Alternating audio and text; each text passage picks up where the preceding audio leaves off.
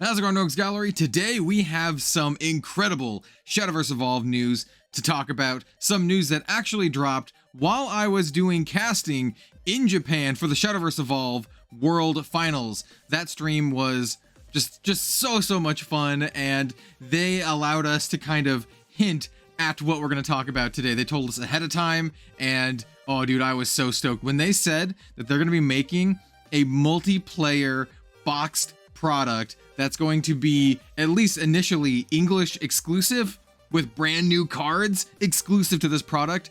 Yo, I freaked out for like 5 minutes. It's so cool, and I can't wait for it. And it introduces some of my favorite Shadowverse Evolve characters.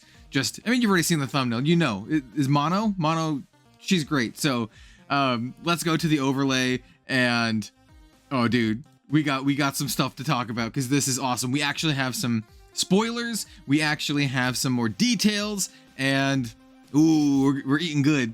Shadowverse fans, be eating good. Okay, so the product is called Gloryfinder. It is a 4-player deck bundle that I assume comes with all the decks. We don't know the price yet, but it is going to be on sale on July 19th, which is pretty close to the launch of set 4, I believe. And it says, forge new alliances with the first Gloryfinder Bundle, Guide to Glory, available July 19th. Pre-orders are now available, or now being taken at your local game stores. You know, I'm going to be buying some. I'm going to be playing this. Definitely want to do like a opening and a review kind of thing for this product, like I always do for starter decks. But I want to get some friends together and jam some games, maybe in the Discord, maybe some content. Oh, it's so cool. There's some new rules too, so you know, we're gonna go over all of that today. Spoilers, rules, all of the good stuff. And as you can see, we have some returning characters. We have Baphomet and we have Mono. Oh, love Mono, she's great. And 2 brand new characters, and I think they look awesome. Especially this dude here, because he's my boy. He's playing Sword, or he's is Sword. So yeah. All right, let's get into some of the stuff. So, introduction: the world of Gloryfinder. Heroes are many, rulers are few. In this land where legends roam, domination cannot be won alone, but alliances can be as fragile as they are fruitful. You'll need both tactical acumen and gifts of great power to guide your hero to the ultimate seat of glory. And here you can see the names of the characters. We have Mono, once again, big fan of Mono. Baphomet. So Mono will be Abyss. Baphomet is going to be Rune in this version because he was a Portal in regular, or in Shadowverse Digital. And then we have Nadia, who's going to be Haven. I think Nadia looks fantastic. And then Feral, who's going to be Sword. This is great. These are excellent crafts, and I think are going to be really good for like new players to jump into the game too. So if you're wondering, hey, is this going to be cool for new players? I think so. And here we have a little bit more. So it will have 4 starter decks featuring Feral, Nadia, Mono, and Baphomet. This bundle has everything you need to start playing Gloryfinder with your friends. There will be a total of 62 different cards that are available exclusively in this bundle, including the leaders, followers, spells, and amulets. You get kind of like the whole suite there. You'll also find a leader card not compatible with the Sidekick app, which is a little bit of a bummer, but I kind of understand because it's a brand new product that they're making just for the English release. Token cards, damage counters, and everything else you need to get started. I think it's one of the situations where they might have just been like, hey, we're either gonna not have the leaders, you know, compatible with the Sidekick app, or just none at all. And I'd rather have them not compatible and some cool new stuff. So yeah, really, I dig the vibes already. But we have some spoilers and some other stuff to talk about too. We're gonna kind of skip ahead because we already read this. It was in the little blurb. So here are some new rules. So these are some of the rules that were introduced at one of the California LCQs, the one that I didn't go to. I think it was like maybe Anaheim or something like that. So Gloryfinder is a casual multiplayer format designed for 3 or more players. New rules not previously mentioned on our website or at in-person events are highlighted in yellow. So we have some of these rules here that were in the previous events, and then we have some brand new rules as well. And what I think is really interesting about all of this kind of stuff is that it's kind of, well, it's singleton, which is super cool. And it is no class restriction. So no class restriction, singleton, format. I'm just, I can already think of like some spicy deck brews. So main deck, 50 cards, no duplicate. So singleton format. No class restrictions regardless of leader. You have your leader, the hero, you will guide to glory. It does matter what class your leader is though for some other stuff that we'll talk about. Your Evo deck will have 20 card max with no duplicates, so you have a much bigger Evo deck, so you can kind of build that out and have more options there, which is great. And then once again, no class restrictions.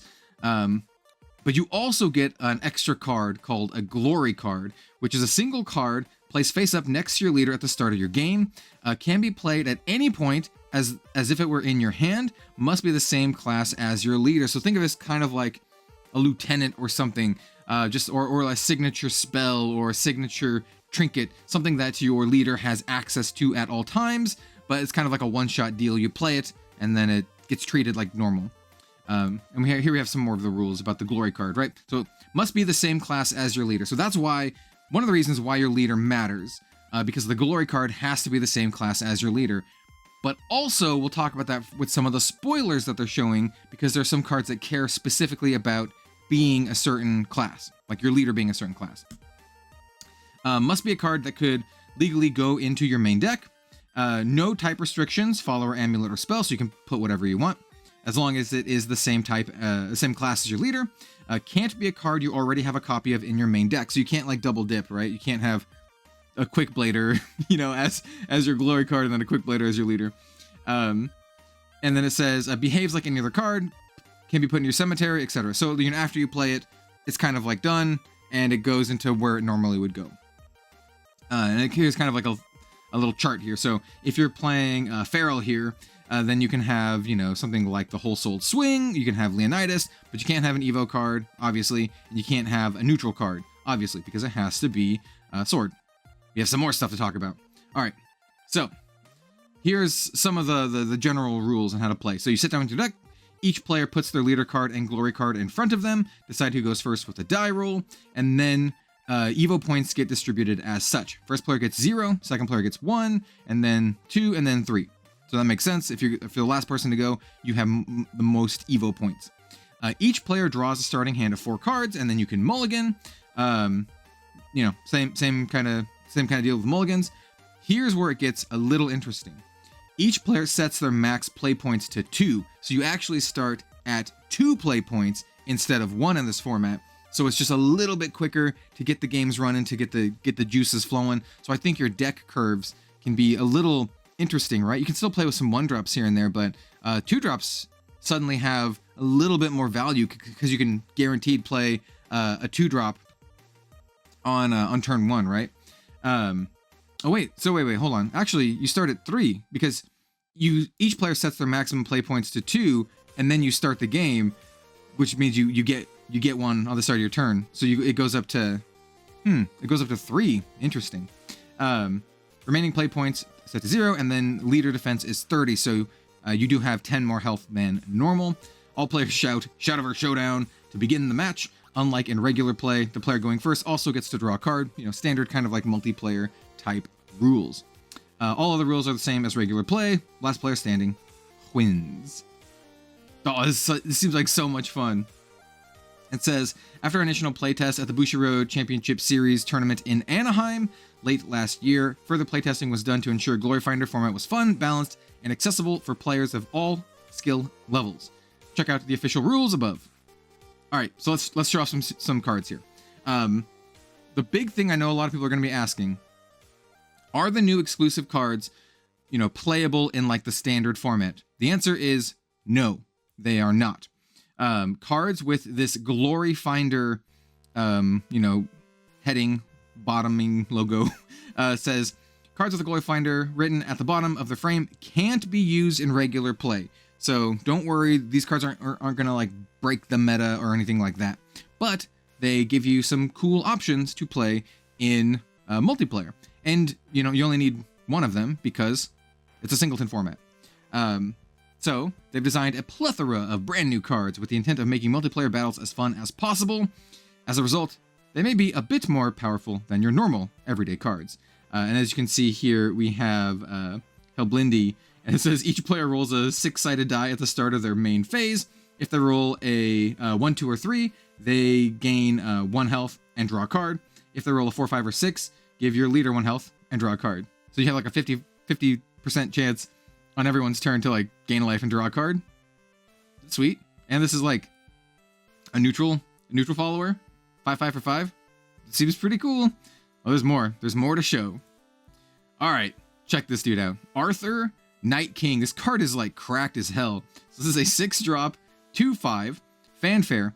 If your leader is Sword, so this is another reason why it matters what craft your leader is. So this card says, if your leader is Sword, reveal the top 10 cards of your deck. You may put any number of followers that cost 2 play points or less from among them onto your field. Shuffle the remaining cards and put them on the bottom of your deck. Fill up your board, no big deal.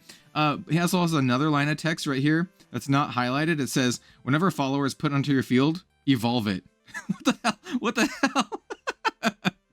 Oh boy, this guy. This guy. Some new cards like Arthur, Night King gain powerful additional abilities when your leader is a particular class. You can expect similar cards for each class and not just the 4 featured in this bundle, which is cool. So you have the 4 in the bundle, but it sounds like they're going to be putting some goodies for every single class. So if you're like, oh, I want to build dragon stuff, there's going to be a card that gets the dragon bonus or whatever. More card reveals are on the way this spring. Stay tuned. Ooh, I'm so stoked. Very, very cool. Yeah, kind of just recaps there. Here we have the leader showcase. The art looks incredible. Once again, huge fan of Mono. Nadia looks fantastic. Belphamit's like a fan favorite evil dude. And then, dude, Farrell. He's my guy. He's got like a Moonlit Greatsword or something. Dude, I'm so stoked for this. All right, so let's talk about some more cards. All right, so this one is a little hard to read, so we're gonna pull it up close here. All right, so we have Burst Shot, a 3-drop Hunter Elf spell. This is a 4 spell. Quick, choose one of the following. Select an enemy follower on the field, draw a card, then deal the selected follower damage equal to the number of cards in your hand, or select up to 3 enemy leaders or enemy followers on the field. If your leader is Forest, draw a card, then deal the selected enemy's damage equal to the number of cards in your hand. So yeah, this is like you get bonus if you're Forest. This is true for all of these, right? So that's one that's a bonus if you're Forest. Here's a bonus if you are Rune. So Grand Summoning 8-drop spell. Search your deck for a follower that costs 3 play points or less, and a follower that costs 5 play points or less, and put them onto the field. If your leader is Rune, search your deck for a follower that costs 7 or less, put on the field, and recover 2 play points. This doesn't say like or on this one. Grand Summoning, right? Or this one says choose one of the following. Grand Summoning doesn't say or choose one of the following. The way I read this is you get a 3-drop, you get a 5-drop, and you get a 7-drop and recover 2 play points. You get all of that if you're Rune. Seems pretty good. And then we have a couple more. We have Relinquish Reason, 1-drop quick spell. Select an enemy follower on the field that's attacking your leader. You may change its attack target to any other leader or follower on the field, regardless of whether it would normally be attackable. So this is a nice little like diversion tactic. If someone's attacking you with the big chungus, you can be like, no, that's going somewhere else. And then we have Valhallan General. This is a Haven Evo follower. So it has 5/5 with aura on evolve. This is the Evo version of it. Engage each enemy follower on the field. At the start of your end phase, change this follower's defense to 5. So sure, yeah, engage everything, and then this can like smash on in, and then it heals back up. Pretty sweet. Pretty sweet. All right, let's go and look at some more cards. Oh, let's look at some legendaries. Let's do this. Fans of digital will recognize some of this. You'll have nightmares of this dude. All right, we have Latham Honorable Knight. He's an 8-drop 8/8. Evo for 1. We don't know what the Evo side does yet. Fanfare. Select up to 5 sword followers in your cemetery and add them to your hand. For the rest of the game, you have no maximum hand size. So this is kind of just like a draw 5. He's an 8-drop 8/8 draw 5, and then also has some sort of Evo ability. We have Electo the Dissonant, 7-drop, 6/6. Also with Evo has Ward. Fanfare, you can put any number of followers from your hand into your EX area. This is a sweet card. At the start of your end phase, give each other follower on your field and your EX area +2/+2.